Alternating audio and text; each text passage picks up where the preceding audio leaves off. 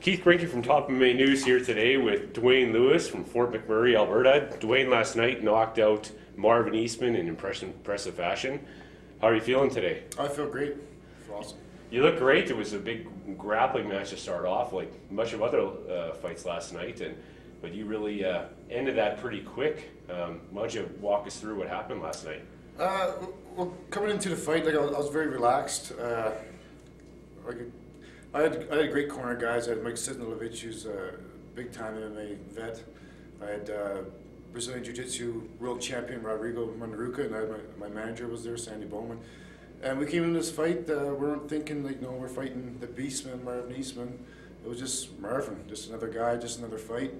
So I walked in there calm, and the guys were telling me show him no respect, just do your thing. So when I got in there, like I said, it was just another night, and I kind of expected him to shoot, and I was disappointed that I couldn't stop the takedown. But I'm very comfortable on the ground. My jiu-jitsu is comfortable enough now that I can keep pretty much anyone at bay. So when I had him in my guard, he wasn't hitting me with anything, and I knew it was a matter of time for the referee to stand us back up. And when they did, I knew it was go time.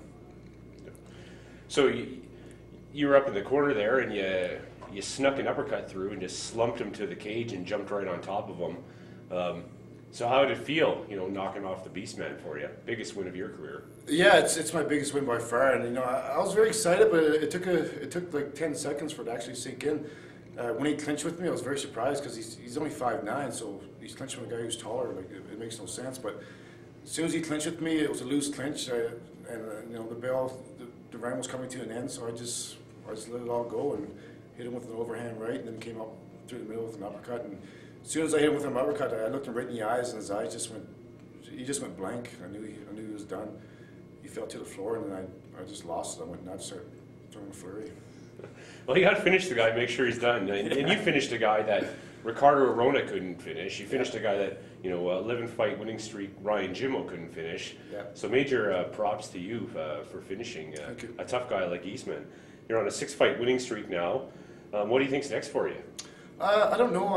I kind of, like I said, in the ring last night, I called the winner of the Jimmo Newton fight, which ended up being Ryan Jimmo. So maybe that's next for me. I don't know, but that's up to Mark and the MFC to decide. Yeah, and you fought Jimmo before early in your career, and you lost the decision there. Yep. I haven't seen the fight myself. How did that fight go?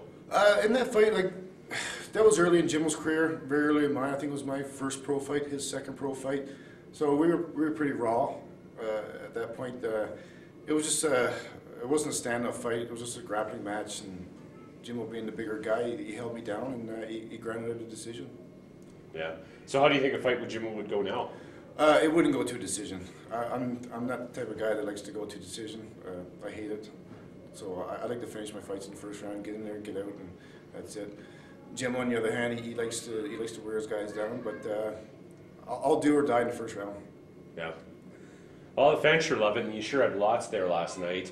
Definitely, you're the most, you're the favorite guy there, loudest crowds, and you had Jason McDonald fighting on the same card, and he had a hometown fans.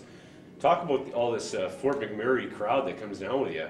Oh, the guys are awesome. I got so many guys at work, and such a great fan base in Fort Mac, and we started early promoting fights and stuff. Whenever we got a fight going on, we start promoting in town and then the radio stations and stuff like that.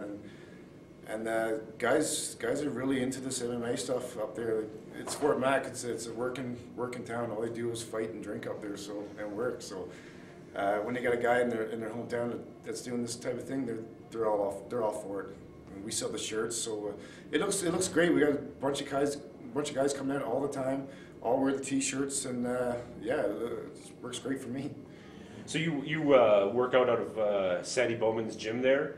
Did you talk about that? Like, what type of training do you get up there in Fort McMurray? We're pretty isolated up there, but Sandy does a great job. We get guys come up all the time from the Milicic camp. Like I said, Mike C comes up, Mike Sisnilovich, Pat Milicic himself comes up there. We're going to get Rory Markham up there, and like I said, world champion Brazilian Jiu-Jitsu artist is Rodrigo Mandaruca. He comes up all the time. Kyle Cardinal, another black belt in BJJ. So we get the training we need, and a lot of us we work together on our own too. Like most of the guys got their own keys to the club, and we train hardcore all the time. Yeah.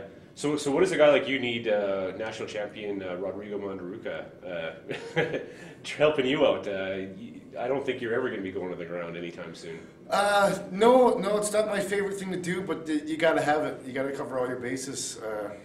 I know it's only a matter of time for someone comes who's a really great jiu-jitsu guy who's going to put me on my back, and I got to know what I'm doing down there just to keep him at bay, if nothing else. Yeah. All right. Well, I know you got a plane to catch here, and just like to congratulate you on your win, and Awesome. Thanks a lot for a great fight, and best of luck next time. Awesome. Thank you very much. All right.